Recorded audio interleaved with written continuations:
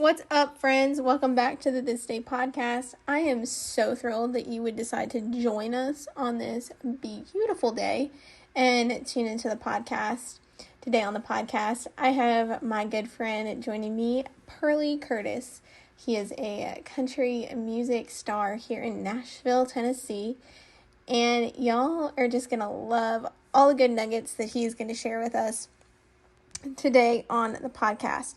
So tune in right now to hear all about Perley Curtis.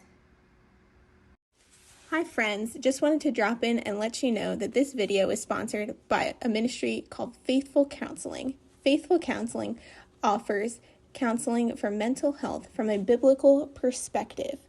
To get 10% off of your first month of therapy, go to my link, faithfulcounseling.com/thisdayministries. Well, Perley, why don't you just introduce yourself, share a little bit about what you do, and how long you've been playing country music. Okay. Well, I'm Perley Curtis. Say that fast 3 times. Nobody else has that name. People think I made that up for a stage name, but that's my real name. And I've been doing this my whole life, actually. And since I started about 7 or 8 years old, playing guitar, and grew up started playing bluegrass music at a young age, and got into playing the dobro guitar, and then I went into pedal steel guitar, and that's pretty much what I've been playing since I've been in Nashville, pedal steel. So fun. And you used to tour with the late great Loretta Lynn. Yes. So share a little bit about that experience and what that was like. I worked with Loretta for 7 years, almost 7 years. And it was really a dream come true, because I grew up as a little boy. My mom and dad's favorite singers were Loretta and Ernest Tubb, and so I had all their records, and I knew all her music. So when I came to Nashville, never dreaming that I would ever get a chance to work with her, and but that dream came true, and I actually played steel for 7 years. And then the first year I worked with Loretta, I had a chance to sing a song on stage, and she started coming back out on stage and singing harmony with me. So that was really good. Loretta Lynn singing harmony with me. So fun. That has to be one of the top memories, if not the greatest memory. Oh yeah, I have. I've been very blessed. Yeah. I've done so many good things since I've been here, and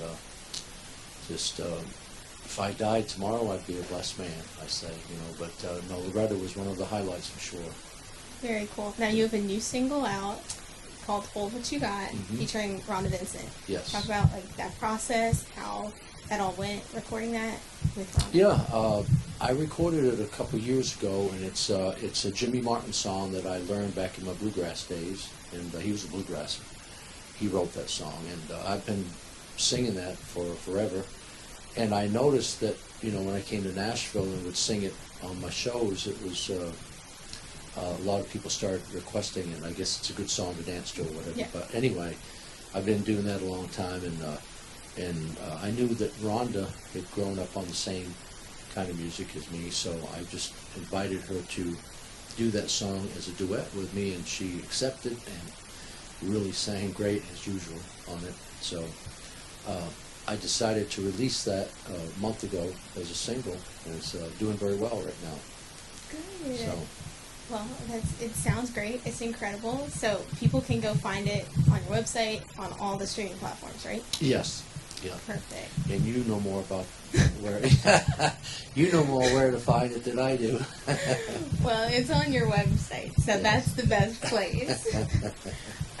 Now, when people are like, why did he pick country music? Why did you pick country music? What made you fall in love with country music? My earliest memories, because I got it from my mom and dad. It's how it usually happens with most musicians and singers. They grew up, in their household when they was young. And it's no different for me. I grew up, my mom and dad loved music, and there was music in our house just about every week, and my dad played all the time, and not professionally, but it was a lot of music. So I grew up, when I was a kid, Buck Owens was the king of country music back then. I mean, you couldn't turn the radio on without hearing Buck Owens. So you know, that's the style of music that I grew up on, Buck Owens and Lefty Frizzell, and then a little later on, Merle Haggard came along, you know, when I was a teenager, and people ask me here in the South, how did you learn to play traditional country up being from the Northeast? But that's all we had in our house. That's all my dad would allow in our house for music, so that's what I grew up on. I know nothing about the rock and roll. I mean, if you get beyond Elvis Presley and the Beatles, I don't know anything about. You're a goner on Elvis. Right. You're a goner. So, you're not going to do. But ask me about Ernest Tubb and Loretta Lynn and Lefty Frizzell and Hank Williams and all that. I'll tell you. Good. So. Well, everybody knows you, loves your music, so it's always good to be with you and hear you sing. And you have a TV show, Perley's Place. Perley's which Place. Airs on, where can people watch it? It's on RFD Network, and it's on 5:30 Saturday at Central, 5:30 Central Time on Saturday, and it's also on Friday, 1:30 Central Time. So, and it's also once in a while it's played at other times, randomly for some reason. I was talking to a lady that's runs my LLC up in Montana, and she said she sees me at 10 o'clock at night up there. So it's getting a lot of coverage, and I'll be a household name soon, hopefully. You're always a household name. Here at the Long Hollow Jamboree. At the Long Hollow Jamboree is Perley's Place. Now, Perley's Place, how did that show, was that something you thought of? Did somebody come to you with that? How did that all start? The Perley's Place, gentleman by the name of Harrison Tyner approached me about doing that. I met him through David Frizzell. I was working with David Frizzell for a couple of years, and he was producing some records for David, and that's how I met Harrison.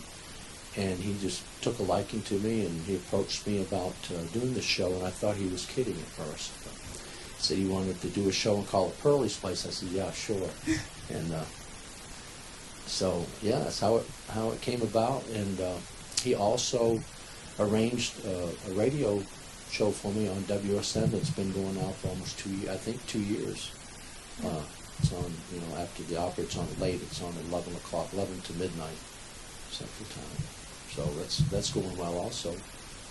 Cool. Yeah, I'm busier now than I was 20 years ago. Look at you. I should be You're slowing already down. A household name. Yeah, I should be slowing Grand Ole down. Opry, here you come. I hope so, yeah. Now, I've got a chance to play the opera a lot, with other folks. But now I need to get on there and do my own thing, hopefully. They're coming for you this year. I hope so. It's happening. Yeah. Okay. Yeah. Well, Perley, thanks so much for doing this. Yes. Thanks for doing this for me, and thanks for handling all my social media business for me. It's a joy. It's a joy. You're I can barely operate my phone. You're the easiest person to work with. But yes. Thank you. And people can follow you everywhere that you're on social media. Yes. Facebook and Thanks so much for tuning in to today's episode of the This Day podcast featuring Perley Curtis. To keep up with everything Perley is doing, you can follow him on all the social media platforms at Perley Curtis Music, or head over to his website, Perley's Place. Y'all, we have so many exciting things happening within our ministry, so you can follow us on Facebook, Instagram, and YouTube at This Day Ministry. We are headed to Israel this year, and we want you to come along with us. November 3rd through the 10th, 2023, we're headed to Israel. You can still register. Come join us. Don't miss out on this incredible trip. To find out more information, head to holylandtrips.net, and you will see my face pop up along with some pretty cool friends that we are taking along on this trip. As always, know that you are so loved by the God of the universe. And don't forget that today.